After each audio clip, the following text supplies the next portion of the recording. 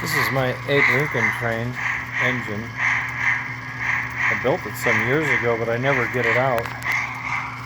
It just sits on a shelf. And I thought, I built this engine, I should run it. I think I'm going to put these rollers up on my display shelf with a couple pieces of track and just have it sit there, and I'm going to run it on my display. I might move it up to my office. I carved all that wood out, had this paneling put on, polished the railings.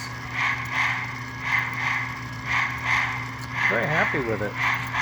Sound system DC can. It has smoke, it's probably out of fluid. Digital chuck.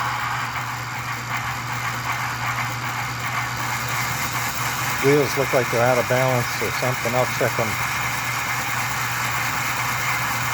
Oh, pretty neat.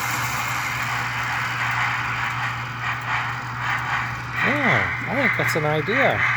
Use the rolling road for display models that you want to operate. Pretty cool.